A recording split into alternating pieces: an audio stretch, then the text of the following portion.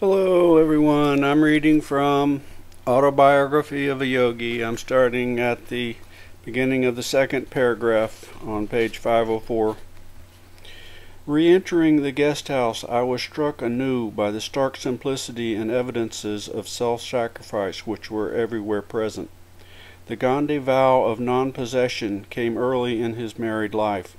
Renouncing an extensive legal practice which had been yielding him an annual income of more than 20,000, the Mahatma dispersed all of his wealth to the poor.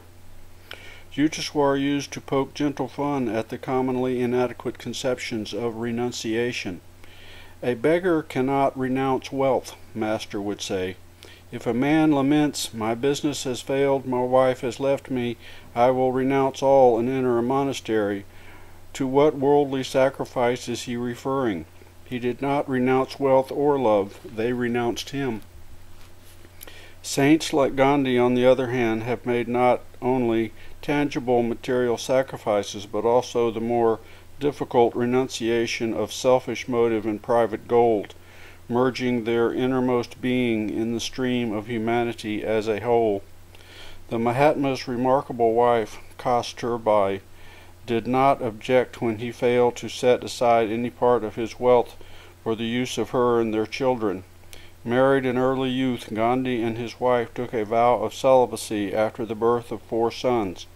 A tranquil heroine in the intense drama that has been their life together, Kasturbi has followed her husband to prison, shared his 3-week fast, and fully borne her share of his endless responsibilities. She has paid Gandhi the following tribute. I thank you for having had the privilege of being your lifelong companion and helpmate. I thank you for the most perfect marriage in the world, based on brahmacharya, self-control, and not on sex. I thank you for having considered me your equal in your life work for India. I thank you for not being one of those husbands who spend their time in gambling, racing, women, wine, and song, tiring of their wives and children as the little boy quickly tires of his childhood toys. How thankful am I that you were not one of those husbands who devote their time to growing rich on the exploitation of the labor of others. How thankful I am that you put God and country before bribes, that you had the courage of your convictions and a complete and implicit faith in God. How thankful I am for a husband who put God and his country before me. I am grateful to you for your tolerance of me and my shortcomings of youth, when I grumbled and rebelled against the change you made in our mode of living from so much to so little. As a young child, I lived in your parents' home. Your mother was a great and good woman. She taught me how to be a brave and courageous wife, and how to keep the love and respect of her son, my future husband. As the years passed, you became India's most beloved leader. I had none of the fears that beset the wife who may be cast aside when her husband has climbed the ladder of success, as so often happens in other countries. I knew that death would still find us husband and wife. For years, Kasturbi performed the duties of treasurer of the public funds which the idolized Mahatma is able to raise by millions. Many humorous stories were told in Indian homes to the effect that husbands are nervous about their wives wearing any jewelry to a Gandhi meeting. The Mahatma's magical tongue, pleading for the downtrodden, charms the gold bracelets and diamond necklace right off their arms and necks of the wealthy into the collection baskets. One day the public treasurer, Kasturbai, could not account for the disbursement of 4 rupees. Gandhi duly published an auditing in which he exorbitantly pointed out his wife's 4-rupee discrepancy. I had often told this story before classes of my American students. One evening a woman in the hall had given an outraged gasp. "Mahatma or no Mahatma," she cried, "if he were my husband, I would have given him a black eye for such an unnecessary public insult." After some good-humored banter had passed between us on the subject of American wives and Hindu wives, I had gone on to a fuller explanation. Mrs. Gandhi considers the Mahatma not as her husband but as her guru, one who has the right to discipline her for even insignificant errors, I had pointed out. Sometime after Kasturba had been publicly rebuked, Gandhi was sentenced to prison for a political charge. As he was calmly bidding farewell to his wife, she fell at his feet. "Master," he said humbly, "if I have ever offended you, please forgive me." At 3 o'clock that afternoon in Wardha, I betook myself by previous appointment to the writing room of the saint who had been able to make an unflinching discipline out of his own wife. Rare miracle. Gandhi looked up with his unforgettable smile. "Mahatmaji," I said as I squatted beside him on the uncushioned mat, "please tell me of your definition of ahimsa, the avoidance of harm to any living creature in thought or deed." Beautiful ideal, but the world will always ask, may one not kill a cobra to protect a child or oneself? I could not kill a cobra without violating two of my vows, fearlessness and non-killing. I would rather try inwardly to calm the snake by vibrations of love. I cannot possibly lower my standards to suit my circumstances. With his charming candor, he added, "I must confess that I could not serenely carry on this conversation had I faced a cobra. I remarked on several very recent Western books on diet which lay on his desk. Yes, diet is important in the Satyagraha movement, as everywhere else, he said with a chuckle. Because I advocate complete continence for Satyagrahis, I am always able to find out the best diet for the celibate. One must conquer the palate before he can control the procreative instinct. Semi-starvation or unbalanced diets are not the answer. After overcoming the inward greed for food, a Satyagrahi must continue to follow a rational vegetarian diet with all necessary vitamins, minerals, calories, and so forth. By inward and outward wisdom in regard to eating, the Satyagrahi's effectual fluid is easily turned into vital energy for the whole body. The Mahatma and I compared our knowledge of good meat substitutes. "The avocado is excellent," I said. "There are numerous avocado groves near my center in California." Gandhi's face lit with interest. "I wonder if they would grow in Wardaha. The Satyagrahas would appreciate a new food." "I will be sure to send some avocado plants from Los Angeles to Wardha," I added. "Eggs are high-protein food, but they are forbidden. Are they forbidden to Satyagrahas?" "No, not unfertilized eggs." Mahatma laughed reminiscently. "For years I would not countenance their use. Even now I personally do not eat them. One of my daughters-in-law once dying of malnutrition, her doctor insisted on eggs. I would not agree and advised him to give her some egg substitute. "Gandhiji," the doctor said, "unfertilized eggs contain no live sperm. No killing is involved." I then gladly gave permission for my daughter-in-law to eat eggs, she was soon restored to health. On the previous night, Gandhi had expressed a wish to receive the Kriya Yoga of Lahari Mahasaya. I was touched by the Mahatma's open-mindedness and spirit of inquiry. He is childlike in his divine quest, revealing that pure receptivity which Jesus praised in children, of which is the kingdom of heaven. Of such is the kingdom of heaven. The hour for my promised instruction had arrived. Several Satyagrahas now entered the room. Mr. Desai, Dr. Pingale, and a few others who desired the Kriya technique. I first taught the little class the physical yoga exercises. The body is visualized as divided into 20 parts. Then the will directs energy in turn to each section. Soon everyone was vibrating before me like a human motor. It was easy to observe the rippling effects on Gandhi's 20 body parts at nearly all times completely exposed to view. Though very thin, he is not unpleasingly so.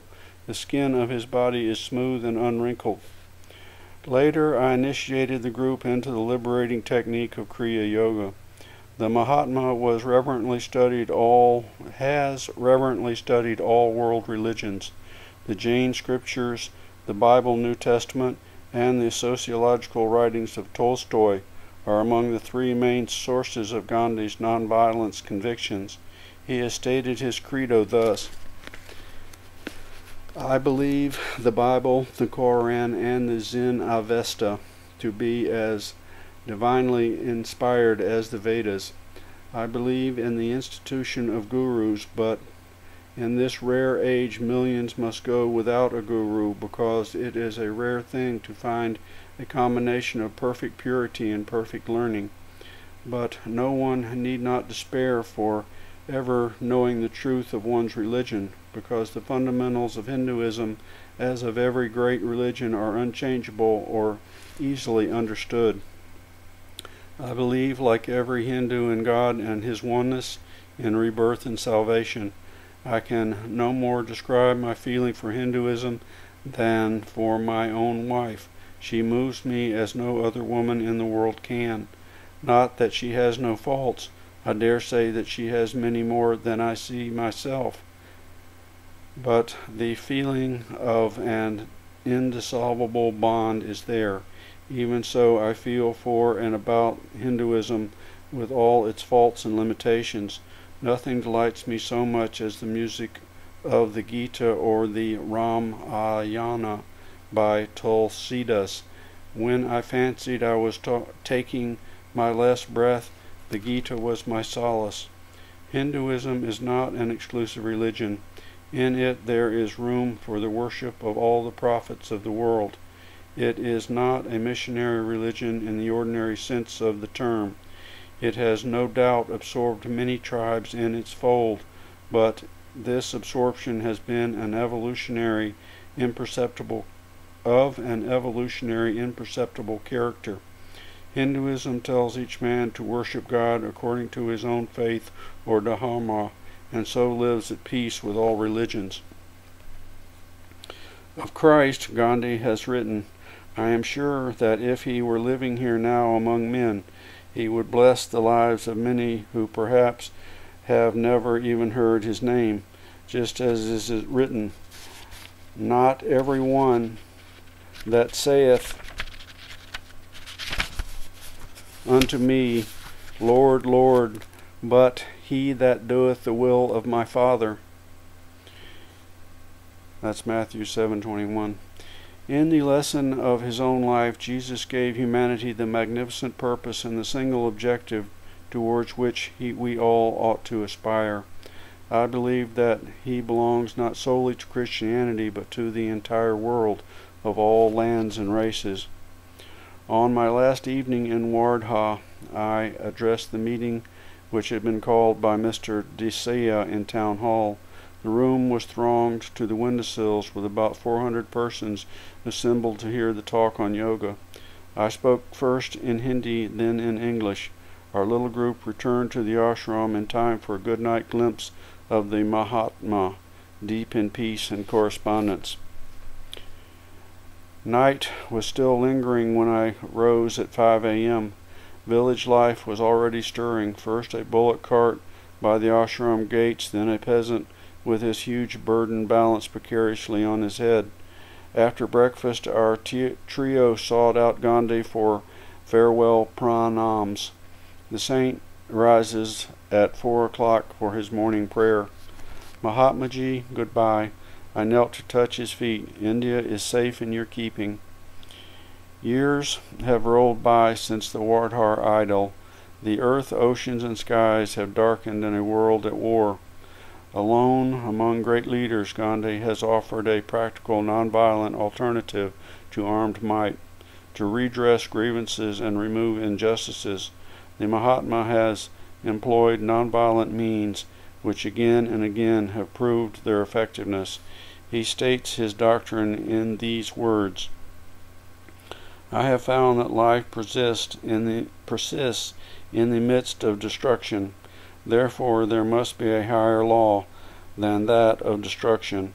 Only under that law would well-ordered society be intelligible and life worth living. If that law is the law of life, we must work it out in daily existence. Wherever there are wars, wherever we are confronted by an opponent, conquer by love. I have found that the certain law of love has answered in my own life as the law of destruction has never done. In India, we have had an ocular demonstration of the operation of this law on the widest scale possible. I don't claim that nonviolence has penetrated the 360 million people in India, but I do claim it has penetrated deeper than any other doctrine in an incredibly short time. It takes a fairly strenuous course of training to attain a mental state of nonviolence. It is a disciplined life, like the life of a soldier. The perfect state is reached only when the mind, body, and speech are in proper coordination. Every problem would lend itself to solution if we determined to make the law of truth and nonviolence the law of life. The grim march of world political events points inexorably to the truth that without spiritual vision the people perish. Science, if not religion, has awakened in humanity a dim sense of the insecurity and even insubstantiality of all material things. Where indeed may man go now, if not to his source and origin, the spirit within him? Consulting history, one may reasonably state that man's problems have not been solved by the use of brute force. World War I produced an earth-chilling snowfall of dread karma that swelled into World War II. Only the warmth of brotherhood can now melt the present colossal snowball of sanguinary karma that may otherwise grow into World War III.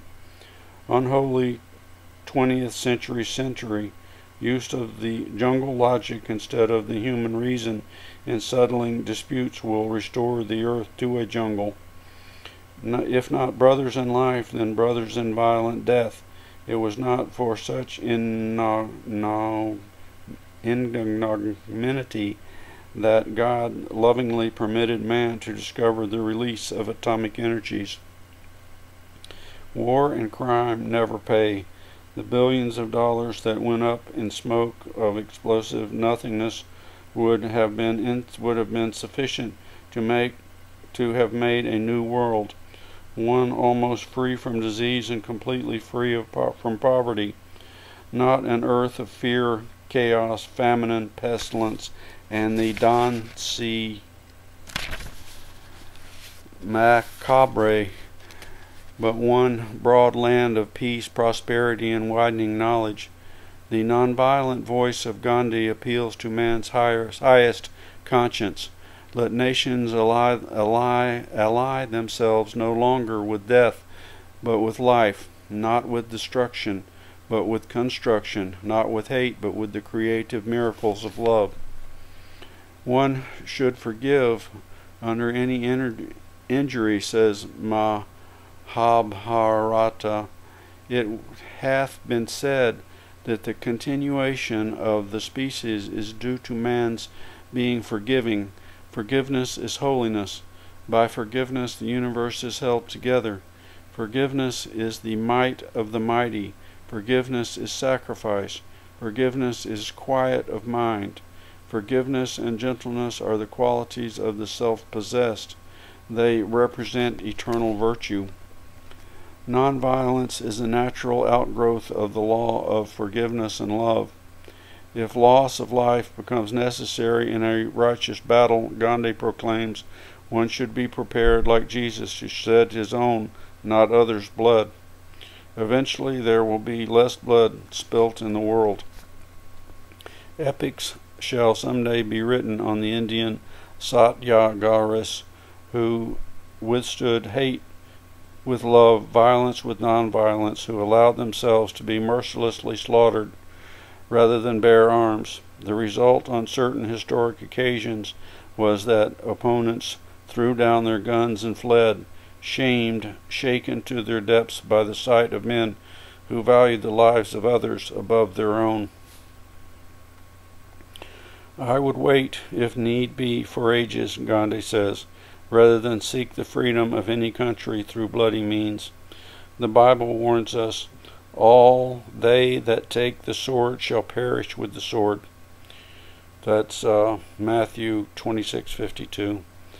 The Mahatma has written, I call myself a nationalist, but my nationalism is as broad as the universe. It includes in its sweep all the nations of the earth. My nationalism includes the well-being of the whole world. I do not want my India to rise on the ashes of other nations. I do not want my India to exploit a single human being. I want India to be strong in order that she can infect other nations also with her strength. Not so with a single nation in Europe today. They do not give strength to the others. President Wilson mentioned his beautiful 14 points, but said, after all this endeavor of ours to arrive at peace fails, we have armaments to fall back upon. I want to reverse that position and say, our armaments have failed already. Let us now be in search of something new. Let us try the force of love in God, which is truth. When we have got that, we shall want nothing else. By the Mahatma's training of thousands of true Satyagaras, parentheses, those who have taken the 11 religious vows mentioned in the first part of this chapter, parentheses, who in turn spread the message by patiently educating the Indian masses to understand the spiritual and eventually material benefits of nonviolence, by arming his people with nonviolent weapons, non-cooperation with injustice, the willingness to endure indignities, prison, death itself, rather than resort to arms, by enlisting the world's sympathy through countless examples of heroic martyrdom among Satyagaras. Gandhi has dramatically portrayed the practical nature of nonviolence, its solemn power to settle disputes without war. Gandhi has already won through nonviolent means a greater number of political concessions for his land than any other leader of a country who has ever won except through. Gandhi has already won through nonviolent means a greater number of political concessions for his land than any other leader of a country has ever won except through bullets. Nonviolent methods for eradication of all wrongs and evils are strikingly applied not only in the political arena but in the delicate and complicated field of Indian social reform. Gandhi and his followers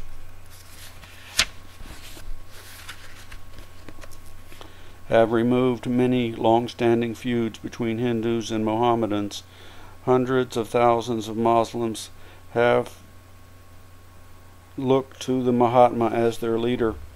The untouchables have found in him their fearless and triumphant champion. If there be a rebirth in store for me, Gandhi wrote, I wish to be born a Paraha in the midst of Parahas, because therefore I would be able to render them more effective service. The Mahatma is indeed a great soul, but it is illiterate millions who had the discernment to bestow the title. This gentle prophet is honored in his own land. The lowly peasant has been able to rise in Gandhi's high challenge, The The Mahatma wholeheartedly believes in the inherent nobility of man. The inevitable failures have never disillusioned him. Even if the opponent plays him false 20 times, he writes, the Satyagrahiya is ready to trust him again the 21st time, for an implicit trust in human nature is the very essence of the creed. There is a insert here. It's got a sample of Mahatma Gandhi's handwriting in Hindi.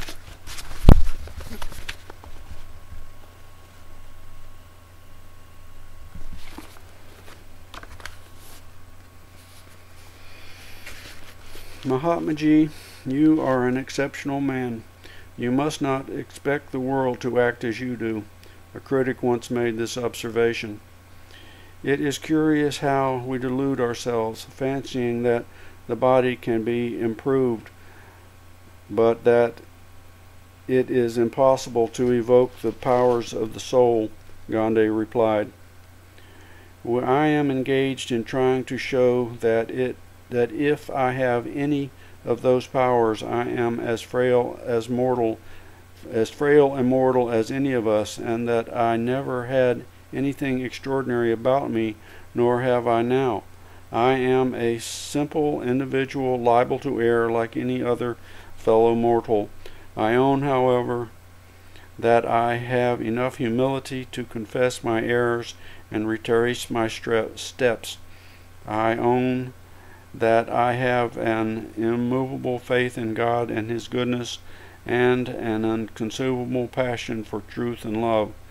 But is that not what every person has latent in him? He added, if we may make new discoveries and inventions in the phenomenal world, must we declare our bankruptcy in the spiritual domain?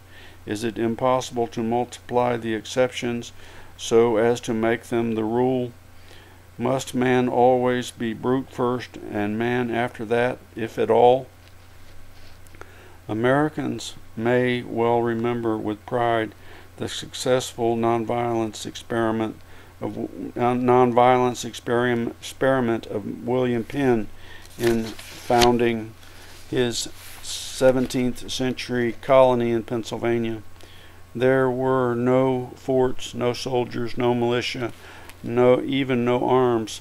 Amidst the savage frontier wars and the butcheries that went on between the new settlers and the Red Indians, the Quakers of Pennsylvania alone remained unmolested. Others were slain, others were massacred, but they were safe. Not a Quaker woman suffered assault, nor a Quaker child was slain, not a Quaker man was tortured. When the Quakers were finally forced to give up the government of the state, war broke out and some Pennsylvanians were killed. But only 3 Quakers were killed, 3 who had so far fallen from their faith as to carry weapons of defense. Resort to force in the Great War (1) failed to bring tranquility, Franklin D. Roosevelt pointed out. Victory and defeat are alike sterile. That lesson the world should have learned. The more weapons of violence, the more misery of mankind, Lo Tetsu taught. The triumph of violence ends in a festival of mourning. I am fighting for nothing less than world peace, Gandhi has declared. If the Indian movement is carried to success on a non-violent Satyagraha basis, it will have given a new meaning to patriotism, and, if I may say so, in all humility to life itself. Before the West dismisses the Gandhi's program as one of an impractical dreamer, let it first reflect on a definition of Satyagraha by the master of Galilee. Ye have heard that it hath been said, an eye for an eye, and a tooth for a tooth.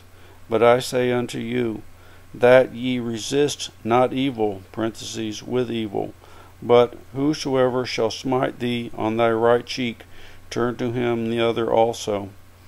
Gandhi's epoch has extended with the beautiful precision of cosmic timing into a century already desolated and devastated by 2 world wars.